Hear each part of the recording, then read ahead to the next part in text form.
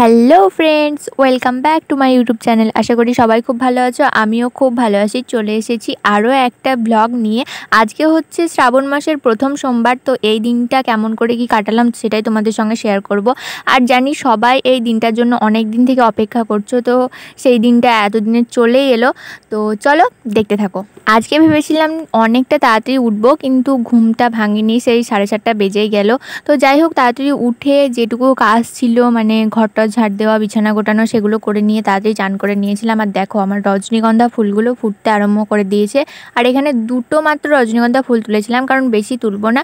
আর এমনিতেই না ছাদটা খুব সুন্দর সেন্ট করে, তো তুলে নিয়ে পরে ভালো লাগবে না, সেই জন্য আমি আমার গাছে যেগুলো রোজ ফুলগুলো তুলি তোমরা দেখেছো সেইগুলোই তুললাম। আর কিছু ফুল আমি বাইরে থেকে এনে রেখেছিলাম। এখানে তো আমার এই ফুলগুলো তোলা হয়ে গেছে। দেখো, আজকে আরও কিছু ফুল তুলবো, হচ্ছে এই ফুলগুলো।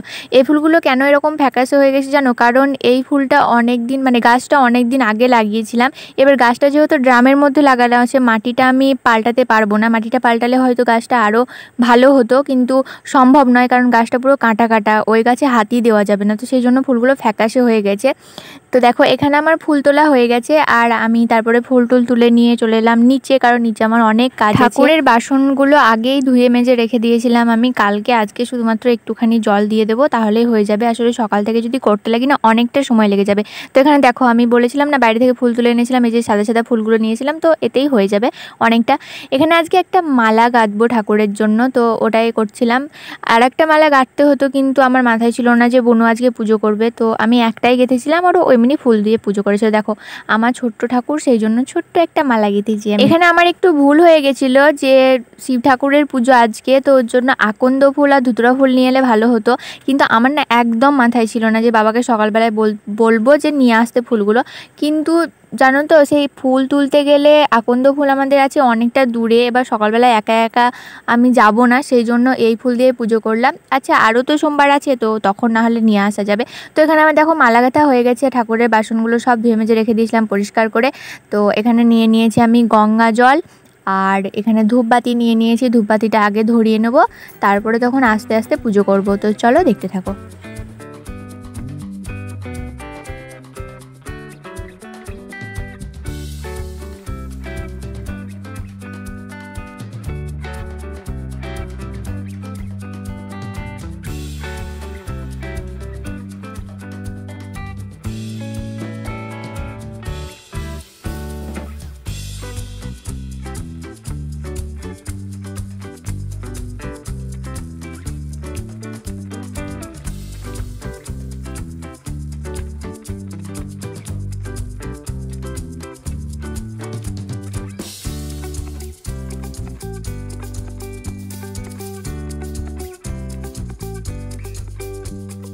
দেখো, এখানে আমার পুজো করা প্রায় শেষের দিকে। আমি ফুলগুলোকে সুন্দর করে সাজিয়ে নিয়েছিলাম। আর এই যে আমার একটা ছোট্ট ঠাকুর আছে, মালাটা আমি এই ঠাকুরকে পরাবো না, আমার হরি মন্দিরে আরেকটা ঠাকুর আছে, ওই ঠাকুরকে পরাবো, কিন্তু ভাগ্যক্রমে ওটার ভিডিও করা হয়নি। তো যাই হোক, তারপরে আমার এখানে দেখো জল যেগুলো আজকে মনু আর আমি খাবো সারাদিনে, সেগুলোকে আলাদা করে রেখে দিলাম, কারণ বাবা খেয়ে নেবে কখন, বা কেউ হাত দিয়ে দেবে, বাস। তো তারপরে আমি এখানে লেগেছিলাম খাবার করতে। খাবারের মধ্যে খাবো আজকে ভাত মুড়ি, কিছুই খাবো না ভেবেছি। তো সেই জন্য এখানে আলু নিয়ে নিয়েছিলাম, আর মটর মা কলাই ভিজাতে দিয়েছিল, সেগুলোর তরকারি করব। এখানে আলু আমার কাটা হয়ে গেছিলো, কিন্তু দেখো মা বললো যে আর দুটো দিলে ভালো হয়, তো ওটাই করছিলাম। তারপরে এখানে মশলাও করে নিয়েছিলাম তরকারির জন্য। আজকের মশলা হলো ওই তোমার আদা জিরে বাটা, লঙ্কা বাটা, এগুলোই। কারণ পেঁয়াজ রসুন তো কিছুই দেবো না, সেই জন্য ওগুলোকে আগে থেকেই আমি বেটে নিয়েছিলাম। কারণ মাকেও করতে দিইনি, আর ঠামিকেও করতে দিইনি, কি আমি করব যা করা, তোমাদেরকে কিছু করতে হবে না। এই বেলা তো আপাতত আমি করি, তারপরে পরের ওই বেলায় দেখা যাবে কি করবো না করব।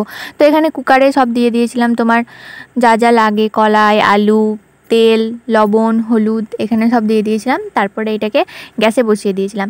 আর আজকে দেখো, বোনকে দায়িত্ব দিয়েছিলাম কি তুই আটাটা মাখবি আজকে, মানে আমি বলিনি, মা বলেছিল। তো দেখছি মার কথা তুই শুনেছে, আমি বললে পরে শুনতো। আর এখানে ও আটা মাখছে, আর ওই দেখে মা ওকে রাগাচ্ছে, আর আমি এখানে হাসছিলাম, কেন বলছো ওরকম করে, বেচারি তো এমনিতেই করে না, তাও যদি তোমার কথাতে করছে তো তুমি আরোই রাগিয়ে দিছো, আর কোনোদিন করবেই না। আমার এদিককার কাজ প্রায় শেষ হয়ে গেছে, মানে ও আটাটা মাখা হলে এবার আমি করতে লাগবো পরোটাটা, কিন্তু ও দেখো তখনও পর্যন্ত আটা মাখিয়ে গেছে। আর তারপরে এই যে ও বললো যে আমি বেলে দিই, তুই সেঁকে নিবি। তো আমি বললাম ঠিক আছে, ওকে সব কিছু নামিয়ে দিয়েছি, কিন্তু দেখছি ওর কাছে ঠিকঠাক হচ্ছে না। তো আমি বললাম ছেড়ে দে, আমাকে দিয়ে দে, আমি সব করে নেবো। তো এখানে কুকারটা নামিয়ে রাখলাম গ্যাস থেকে আপাতত, পরে তেল দিয়েই করে ভালো করে করব। তারপরে আমি এখানে পরোটাটা করতে লাগলাম, কারণ ও কিছু খায়নি সকাল থেকে আর আমিও কিছু খাইনি, আমার হবে তারপরে খাবো। তো এখানে আমি করছিলাম, আমি বেলছিলাম, একটা একটা করে করছিলাম। তো এরকম করে দেখো সমস্তটা করে নিয়েছি।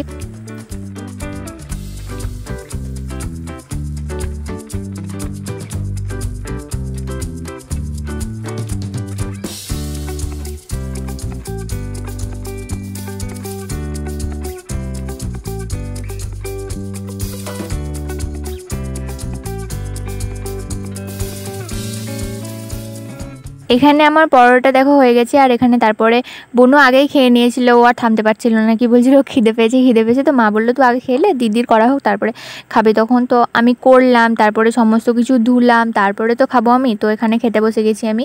আর ও এখানে আমাকে বলছিল কি কেমন হয়েছে বল, কেমন হয়েছে বল। মনে হচ্ছে যেন ওই করে আমাকে খাওয়াচ্ছে, কিন্তু আমিই করেছি, আমি সব করেছি, ও শুধু আটাটা মাখিয়েছে।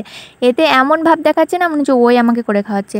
তো যাই হোক আমি বললাম ঠিক আছে ভালো হয়েছে। আর এখানে আমি মেহেন্দিটা দেখছিলাম বারবার, আসলে হাতে মেহেন্দি পরলে না হাতটা খুব সুন্দর লাগে। তো ওটাই মাকে বলছিলাম দেখো হাতে মেহেন্দি পরেছি, তো মনে হচ্ছে যে দুর্গাপুজোটা যে কবে আসবে না, অনেক অপেক্ষায় আছি।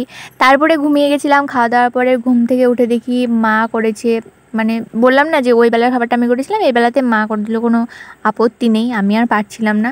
সেই জন্য মা এখানে দেখছি সেওয়ের পায়েস করেছে। আমাকে এমনি পায়েসের থেকে সেওয়ের পায়েসটা খেতে বেশি ভালো লাগে, তাই দেখছি করেছে। তো ঘুম থেকে উঠে হাত মুখ ধুয়ে আগে খেয়ে নিলাম। আর ছাদে গিয়ে বসলাম, আর দেখো একটা বললাম না যে একটা রজনীগন্ধা গাছে ফুল ফুটেছে, ওটাতেই পুরো ছাদটা সেন্ট করছে। তা আরও দুটো গাছ আছে, ওই দুটো যখন ফুটবে তখন কত ভালো লাগবে তাই না।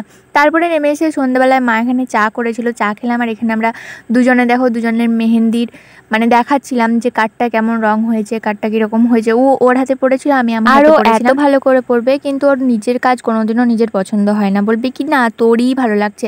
আরে ভাই যদি আমারই ভালো লাগছে তো একটু ধৈর্য ধরতে পারতিস, আমি তো পড়িয়ে দিই। কিন্তু না, ওরও ভালো লাগবে, কিন্তু আমি যতবার বলবো তোকে ভালো লাগছে ততবারই বলবে না ভাল লাগে না, ভাল লাগে না।